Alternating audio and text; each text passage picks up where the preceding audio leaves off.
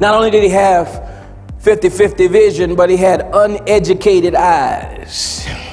Turn to your neighbor and say, neighbor, uneducated eyes. Okay, so his problem was not that he couldn't see. His problem is he didn't know what he was looking at when he saw it. And do you realize that sometimes it's not enough just to see, you got to know what you're seeing, or else you don't know what you just saw. Let me give you an example. If I gave you a Hebrew Bible, I'm confident that your eyes would be able to see the characters in the Bible. Let's say this is a Hebrew Bible, okay?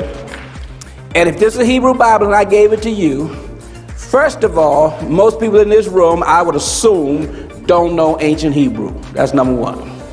Second of all, most people in this room, if they knew it, they probably can't read it. I studied Hebrew in seminary, got an A in the class, but as soon as I put my blue book down, I forgot everything I ever knew.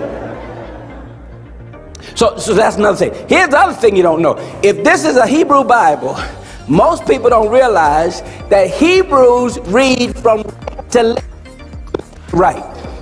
So what you had to do is you had to turn the Bible over this way, and instead of reading it from the front, you start back on the last page and read this way instead of reading that way. It's not because you can't see, it's because you don't know how to read a Hebrew Bible. Some of you might start looking for the Gospel of John in the Hebrew. It ain't in the Hebrew Bible. That's the New Testament. You got to know what you're looking at. Some of you know the experience of trying to juggle with your phone or trying to figure out something on your phone and you can't find it and you feel so frustrated, and here come your 2-year-old toddler in diapers, bottle in their mouth.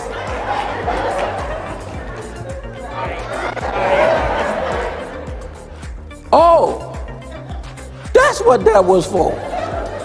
You have to have educated eyes. It's not enough just to be able to see. You have to know what you're looking at. And he was blessed because there was somebody in his life who had already seen what he was trying to see and would not let him off the hook unless he had seen it too. He had a trainer, he had a coach, he had a teacher, he had an encourager, he had an Elisha in his life who would stay on him until he saw what he saw. And I don't know about you, but I thank God for the people in my life who would not let me just say, I don't see it.